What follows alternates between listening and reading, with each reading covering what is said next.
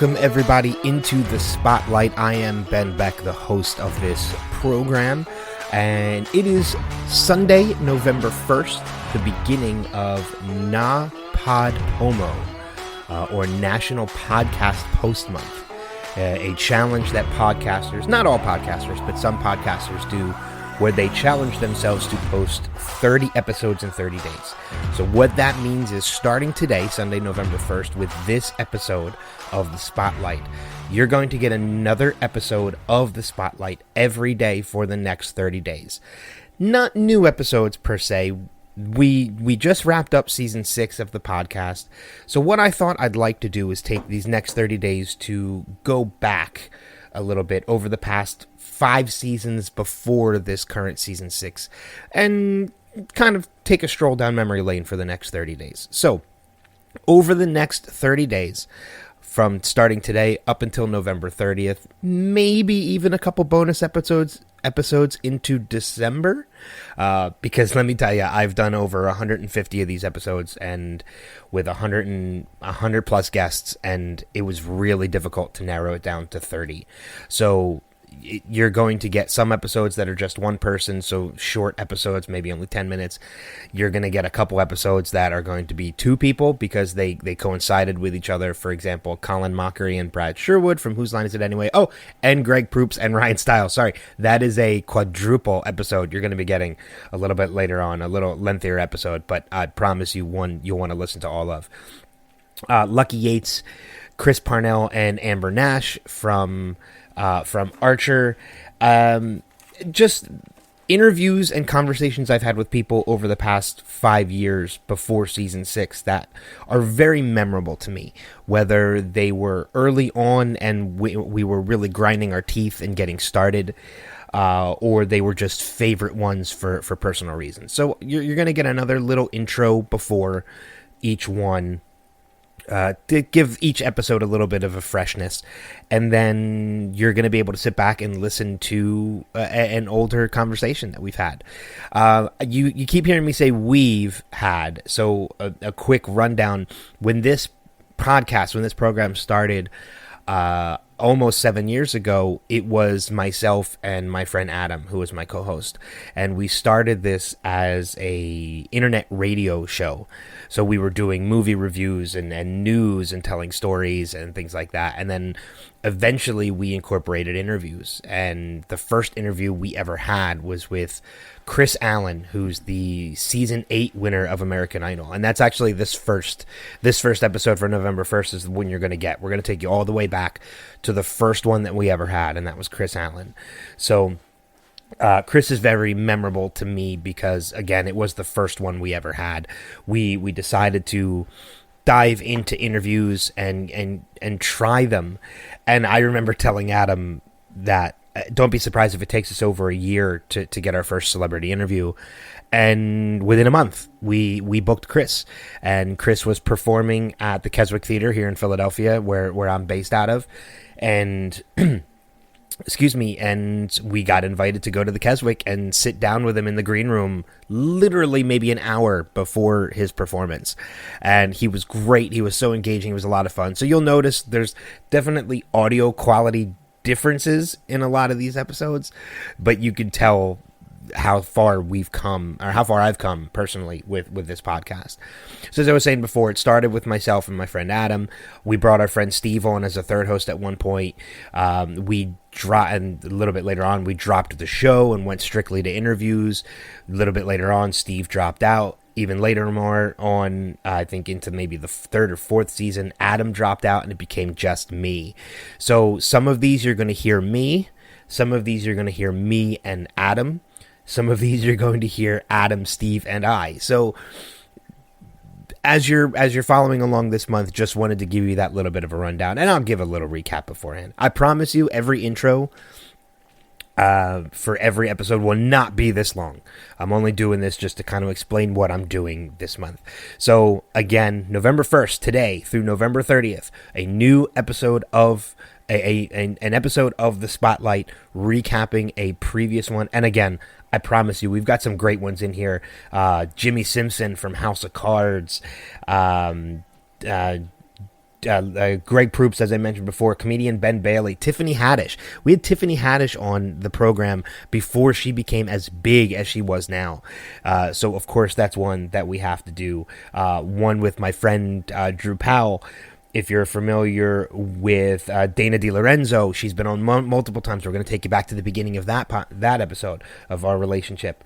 David Koechner, a lot of great ones. All I can really say is just hopefully you follow along this month and enjoy it.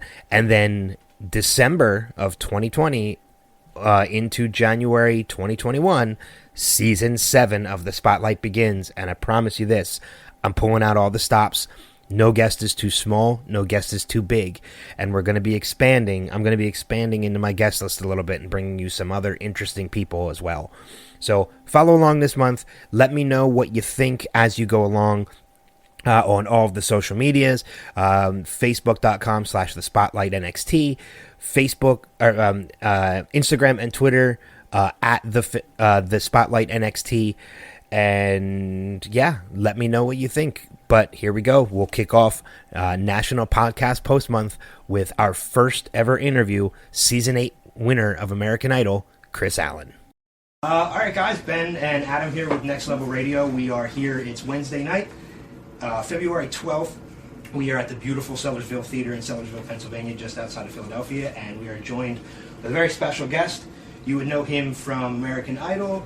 And, hell, you would know him as the winner of American Idol Season 8. Welcome to the show, Kris Allen. Thanks, bud. Thanks for having me. Yeah, no problem. Appreciate it. You know, like we said, you're our first guest, so it's all the pressure's on us. I don't disappoint. I don't think you will.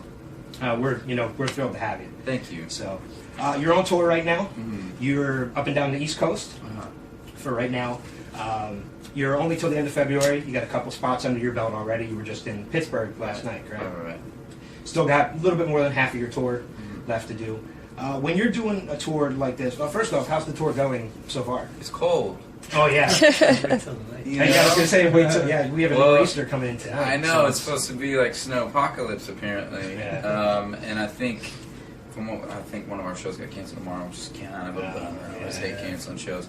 But it's been good for the most part. You know, it's been insane snowstorms the whole time. There's no, relief from it at all. I mean, I have a summer tour. I know. Well, the nice thing is, at the end of this run, we do a week on a cruise. Oh, wow. So that's why I ended my it'll be a nice Why couldn't we do the interview with him? Yeah. You guys can come on the cruise. Appreciate it. We got it on recording. Come on, man. When you do a tour like this, whether it's up and down the East Coast or you're going across the country or even overseas or anything like that, is there a place that is particularly like a favorite of yours? Oh, man. There's something like if you're looking at your tour sheet. Is this like a no? You don't have to say it's your favorite. You don't have to say Philadelphia. Or, just any place that when you look at that tour sheet and you see that place, like you get excited. Right. I've never been to Sellersville, I don't think, but I do like Philadelphia. Yeah. I wouldn't say that it's my when I look at what you're saying. I think that I like going to Austin. It's one of my favorite cities. Vegas is always fun for its own reasons because it's Vegas. Yeah. But we have a pretty tame time in Vegas, but it's always a great time. And I love going up to the Pacific Northwest. It's really beautiful up there, and Northern California. Yeah, so you got a Seahawks jersey. I did. They were my pick in the Super Bowl this year too, so that was man. I was excited. I'm a big Packers fan, so I actually this guy right here, Big Daddy. Hello. Say hello. He hooked up. There was a Monday Night Football game, and I got to sing the anthem at a Seahawks Packers game. That's awesome. But I had to wear the Seahawks jersey. And I had a buddy that played for the Packers at the time, and he's looking at me the whole time I was singing, just mad, just so mad. How'd you become a Packers fan? I don't even know. I'm from Arkansas, man. I have no idea where it came from. Well, you don't really have. Yeah, you don't have we don't have a pro team. Most people are Cowboys fans, but I became a Packers fan. Good, because we don't like many Cowboys fans up here anyway. Yeah, Cowboys fans are terrible. Cut the interview now. See you guys later. Yeah. So, congratulations on your son. Thanks, man. Thank you so much. I appreciate that. Any harder touring now? Yes. That you haven't, before, we won't play this for your wife. I'm sure it was pretty hard then, but now is it really hard? Oh yeah, I mean it's and she knows. She can hear this, you know. But it's a different thing, you know. You feel like you miss out on certain things whenever you're gone from your own kid. In fact, I don't do this very often, but I'm only gone for a month this time around. And she would usually come up to see me, but we're not so mobile anymore with the kid. So I'm going to go home for like a couple of days during the middle of this thing, and a couple of days actually. So, that's cool. Which will be really nice. So I'm going to get to see him, but it's tough for sure. And what's crazy is that a lot of the guys have kids, so it's tough too. Yeah. You're all away from your families at the same time. Yeah, it's tough. But it's we live a dream, man. This is the best job in the world. I can only so much imagine. fun. Except for when you're in cold states. Dude, even now, man, we're having a blast. We are having the best time possible. Well, that's good. So, like we said, winner of American Idol season 8's been What? almost 5 years. I won? Yeah, newsflash. News. You know, your first audition wasn't even played on the show. Right. But watching that, Simon had said that, you know, he didn't think you had a huge personality, which was a jab, by the way. And that your modesty was kind of a turnoff to him. Uh-huh. Now, what did you do during the season, and kind of even now on stage, to show that you do have a personality? I think that the more that you do something, the more that you become confident in it. And been doing music for 5 years now, it's become something that I'm pretty confident in. I definitely think that you have to have a humility about you, or you will get stepped on, and people will put you in your place really quick. Yeah. You know, so and there's just so many incredibly talented people out there that someone's always going to be better than you at something. But I really love what I do, and I try to stay confident in it, and you know, just try to be myself more than anything. But I feel like I've grown as a person, and that was so long ago. I feel like I'm a completely different person in the best way possible. I do feel like I'm more confident, and you know, maybe he was right. Simon was mostly right. You know, as much as people thought he was a douchebag, like he was right most of the time. He was harsh about it, but he was truthful. He was truthful, and he told what he thought, and there's nothing wrong with that. Yeah. I always respected his words. And now they're all gone. I know.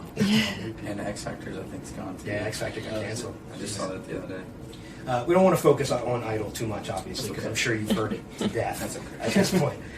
You know, but towards the run, you know, during the run of the show, you do a lot of covers and things like that. I know you covered Michael Jackson, Marvin Gaye.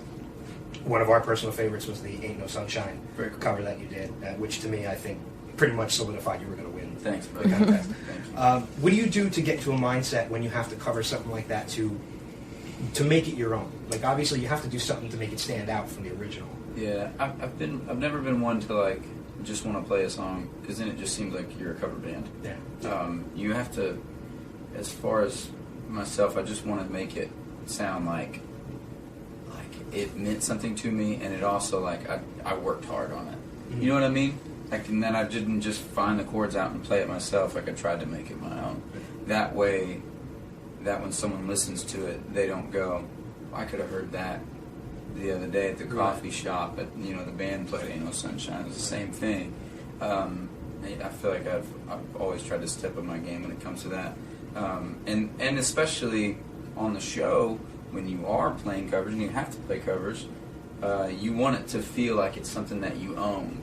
And that it does stand out. And I didn't have the biggest voice in the world, and so I did have to do something to stand out. And always, it was arrangements and the way that I would twist up a song. Yeah, because sometimes they say, you know, it sounds like karaoke. And, sometimes, and you sang them. A lot of them did. I never wanted to become that. I mean, there is a time when you should just sing the song, right?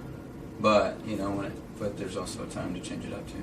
Well, "Heartless," for example, became such a fan favorite that you actually ended up putting it on your album. Right. Have you ever met or spoken to Kanye? I have not. You haven't? So you have no idea whether or not it was... Because I can imagine sometimes that artist I would love to so much. Really? I'm such a Kanye fan. Yeah. That as crazy as he is, his music is so good that I want to meet him and just I want to have that experience, the Kanye experience, because I think it would be mind blowing.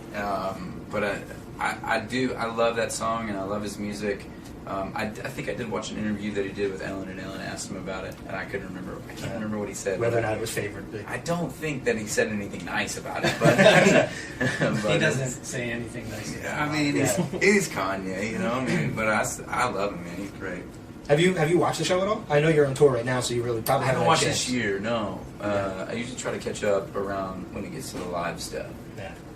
Because then the real talent kind of shows up, and Right. you know, I don't know. Yeah. Cool. Well, what do you think of the show now? I feel I'm glad that they brought in Harry Connick Jr. Yeah. He's the reason why I actually No. started watching the show again. Yeah. Because I actually haven't watched since your season. Your season was the last season I watched the season all the way through. Okay, it was that bad.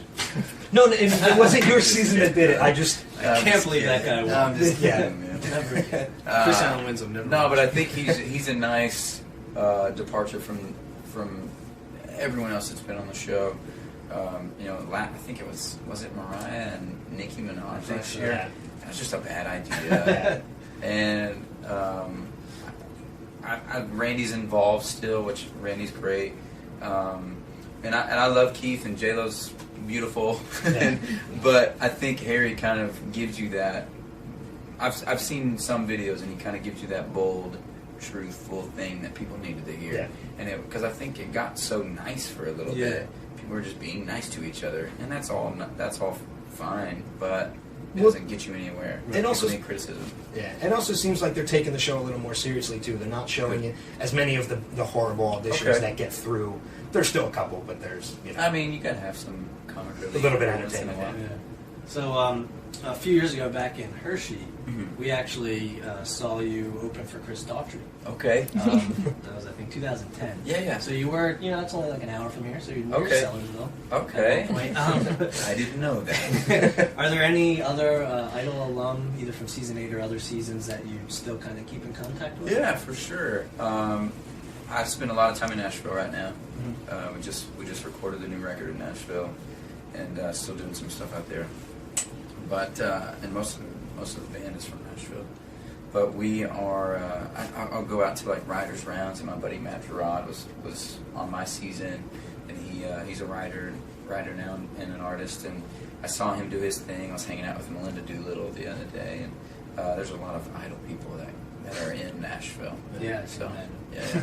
And when I travel around, I think I saw Allison like a year ago in LA, and she seems to be doing great. So, are there any of them that you'd want to maybe collaborate with one day? Maybe either writing or do a song? I'm always down to write with anybody. As far as like collaborating in song, I can't think of anybody right now other than Melinda's the nicest person in the world, and I would do anything she asked me to do. She's like, Chris, you should sing with me. I'd be like, okay. Whatever you want, Melinda. And speaking of collaboration, on your first album, I believe was The Truth, Pat Monahan from Train. He played the night before in Hershey. Oh, really? And then John Mayer, yeah. Really? Him and John Mayer, wow. It's a good show. Well, how was it working with him? As far as writing, and he was also featured in the song. Well, funny story. He wrote the song. I didn't write that song. It was one of the songs I didn't write on that first record.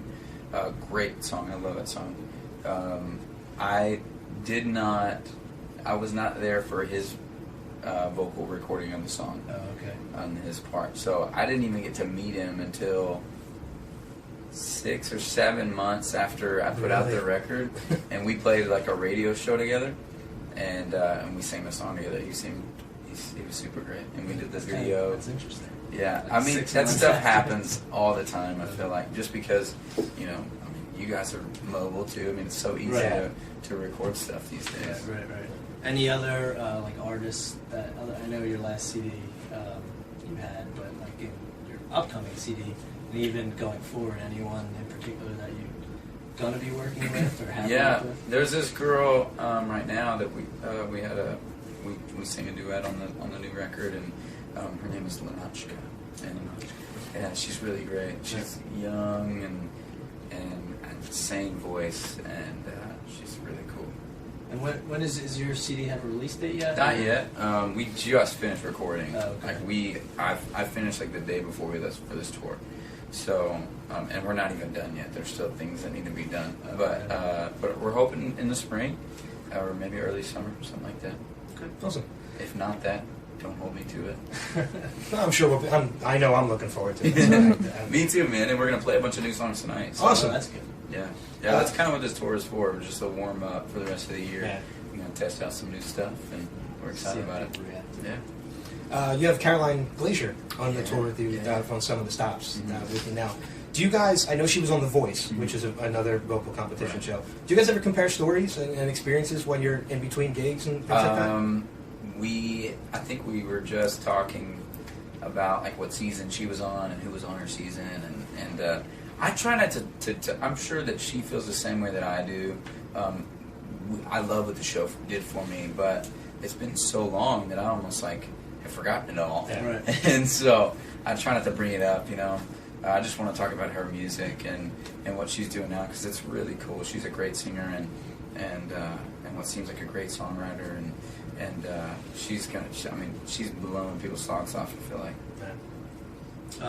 Now, before you're on Idol, so let's get off Idol. Okay. Before. You had an album called Brand New Shoes. That was. You seem like you're really happy about what it was. Probably the best work I've ever done. So I guess my question was going to be any, plans to maybe re-release it or okay. Heck no. You don't ever sing any of the songs on tour or anything? No. I was, you live and you learn. It was the first record I ever made.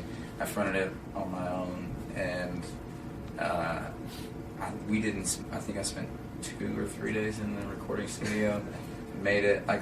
It's just flub after flub, and it's just a mess. But it's and I feel like my voice has changed completely. So I listen to it periodically, not because I'm like this is good, because I want to go okay. I've actually gotten better. You know what I mean? See that you've improved. Yeah. So and as far as the songs go, it's all just kind of a mess. And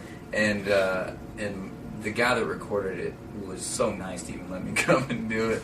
And we've stayed friends, and he's a really sweet guy. And we've actually done some stuff with him afterwards, and he's like, yeah, you've definitely come a long way. Well, we had some of our listeners submit questions. We wanted to pick one. I'm scared. Just one? That's really we nice. just wanted to pick one. And this one comes from our friend Sage over at headoverfields.com. She wanted to know, being a songwriter, if you ever had an opportunity to score a film, would you ever do it? And what kind of film would you want your music to be a part of? Wow. Yes, I would love to. I'm not in that point in my career where I feel like I could do something like that, as far as like musically. Mm-hmm. But I think I could get there, and maybe with some help and with some friends. But I think it'd be so much fun. It'd probably have to be. I don't know what type of movie. What type of movies are there? Action, comedy, drama, romance. Probably not an action sci-fi. movie. Probably not sci-fi. Maybe something dramatic, like a romantic movie, something like that. Yeah, because your songs have a lot of emotion to them, so I can imagine. Yeah, maybe something like dramatic, but maybe kind of lighthearted as well. Mm-hmm. You know. Yeah. Yeah. Like Titanic. Yeah, I'll do that. It's kind of lighthearted. When that guy hits the fan, man, every time I laugh. Gets me every time. Real quick to elaborate that's something that I just thought of right now, actually. If you ever, it's not unknown for musicians to maybe make a jump to a different type of entertainment field. Would you ever consider acting in a film or doing any kind of theater later on in your career? Theater, I don't think so.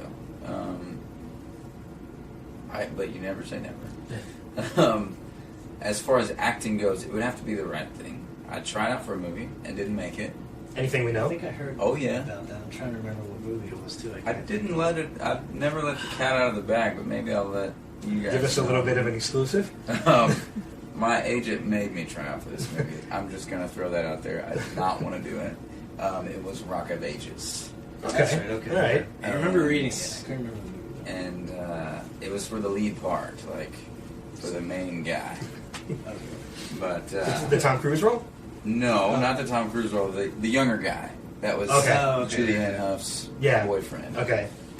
And no, I didn't come close to making it. Like they were like, your voice is great, but your acting skills are definitely not there. It's the first audition I ever did. It was terrible. Yeah. At least it's a bigger movie to get an audition for, though. I know. Why didn't it start out small? So you would revisit it though, had the right, I mean, if your agent didn't force you. It would have to be the right thing. You know what I mean?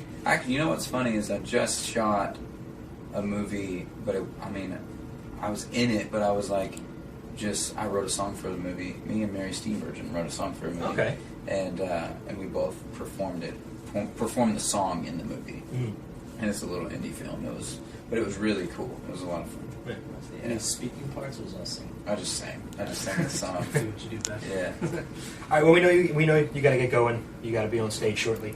We're gonna end the interview with a couple rapid fire questions. Adam's just going to shoot some questions at you. First thing to come to your head. No need to elaborate. Just these are quick questions, right? Oh, Favorite movie? Forrest Gump. Okay. Favorite TV show, current or past? Boy Meets World. That's a good choice. Favorite actor? Tom Hanks. Okay. Favorite musician, or like kind of what you're listening to right now? Favorite musician? Other than maybe Kanye West.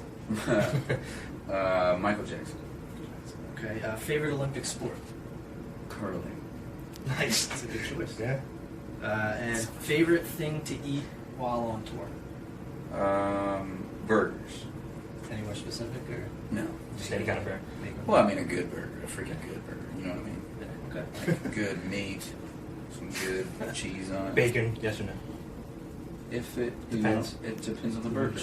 You know what I mean? Well, there's a place not far from where I live. Venison burgers. That's what I'm talking about. Okay. Like now we're Something a freaking little talking. step up from just the regular, ordinary. I mean, we're not going to McDonald's to get burgers. Yeah. Well, the restaurant right here has Kobe burgers. They just fed us a whole feast down there, Oh, yeah? so it was really good though. Yeah. Chicken and salmon. That's good. Make me hungry. All right. Well, we'll let you get going. Thanks. Thank you so for coming much, on. man. It's, Hope your first interview was okay. it was awesome. I appreciate you spending some time with us. No problem. So, all right. Well, you're still on tour. Tickets are still available for some of your shows. They can check out your tour dates at KrisAllenOfficial.com. Check you out. I enjoyed that. Follow you on Twitter at Kris Allen. At Kris Allen. And With a always K. we can. With a With a K, K, yes. and Instagram is Kris_Allen, because someone won't give me my name. Don't you hate Someone that? has Kris Allen. Some Katy Perry impersonator. As Kris Allen? Her name is Kristen Allen. Oh, jeez. We went through some of the same thing when we were naming the radio station and everything too, so it's a pain. I can't believe how many people use Next Level. I know, who would have thought? Right. That's So, funny. but I mean, check us out too. Obviously, we got to plug ourselves. www.nextlevelradioonline.com. Kris, thanks again, man. Thank you guys. Appreciate it. Have a good show. All right.